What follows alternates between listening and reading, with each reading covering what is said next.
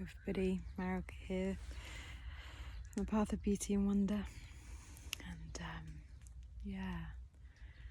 I've been reflecting this morning on how grateful I am for my body and this journey I've been on to reconnect with my body in a way that it can now be a guide for me, where I've learned to listen and understand and be able to respond to the messages that my body gives me, and that sometimes my body guides me to do things that choose something else than what I had perhaps planned.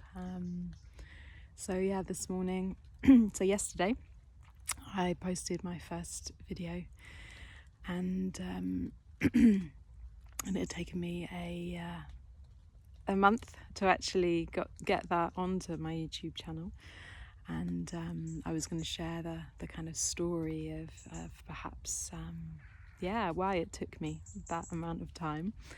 There were lots of I felt that there would be some good things to share around that, some lessons, some insights. I knew this morning that my body was really inviting me into just rest and having a slow start to the day. And to be honest, I hadn't even planned to record any video at all. I knew if I'd done the video that I'd planned that it perhaps come from a place of force and wasn't really what was flowing through me in the moment. And that's really I guess how I want to show up here, because it's how I show up in my life, really in tune with my inner rhythms, and really kind of honouring and what's flowing through me in any moment. And my body I woke feeling quite there was a bit of buzziness there, but real kind of like an achiness, a sense of yesterday afternoon I did some quite physical labour, I guess, in gardening. And even though I had a lovely magnesium bath, Epsom salt bath last night to support my body, with that I still felt a bit of achiness this morning, and just a slowness within me, I guess, a real kind of knowing that I perhaps might have to have an even slower than normal pace to the beginning of my day. And I enjoyed some extended cuddles with my cats. They like to come up and join me in the morning, and that's a really beautiful, joyful way to start my day.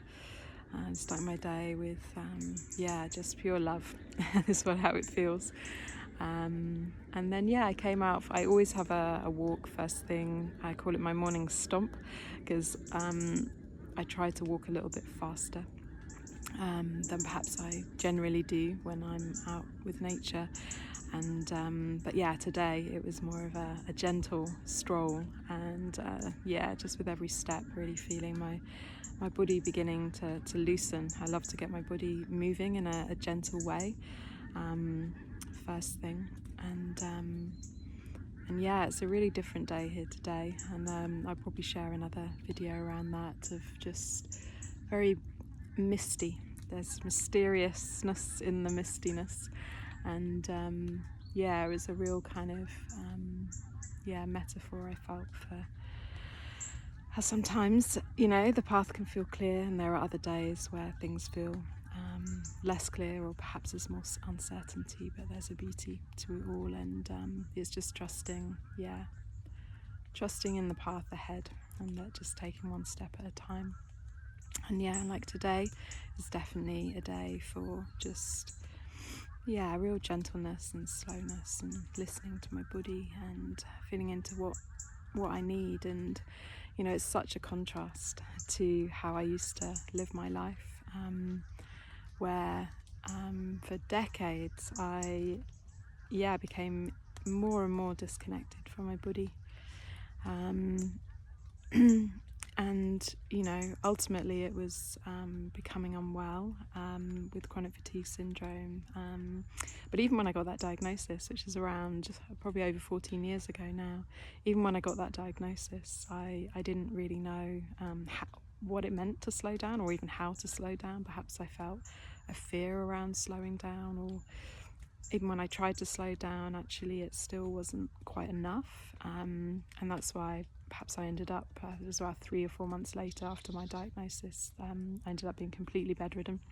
And I really, now, obviously not at the time, but feel a deep sense of gratitude to my body for forcing me to stop doing what I couldn't do for myself.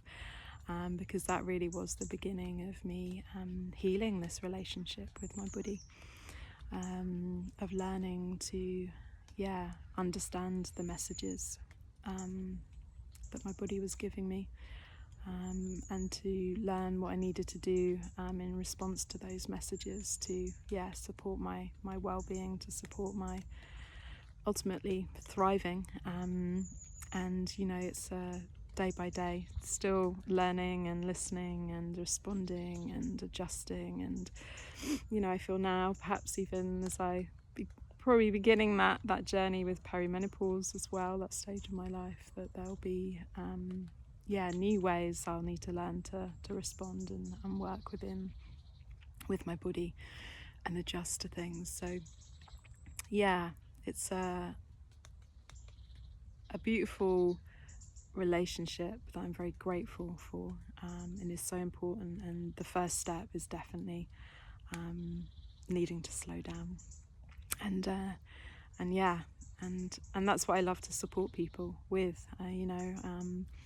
In a way, we don't all need to go through such a dramatic full stop that I had to go through.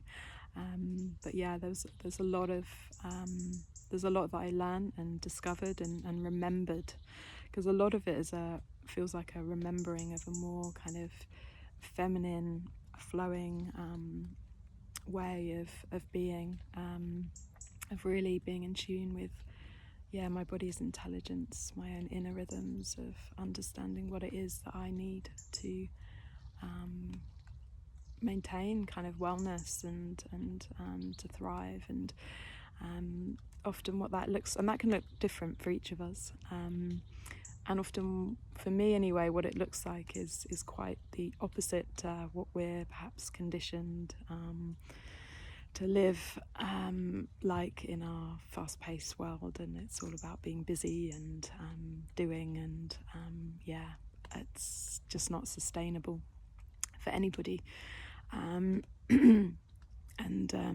So this is what I love to support people with, is to support people in that slowing down, coming into a deeper connection with their body, with all aspects of themselves, with their gifts. All of it is part of the journey, but the first step is often in the slowing down. And even though it's simple, it sounds simple to just slow down, often it's not very easy, and so getting some support in place can be really helpful for that. Inviting you today perhaps to feel into how connected do you feel to your body? How in tune with the language of your body are you feeling in this moment? How would it be just to slow down even 1% and begin to nourish that relationship between yourself, your mind, and your body, and see what comes of that. And sending love to you and your body, and wishing you gentleness today. Take care.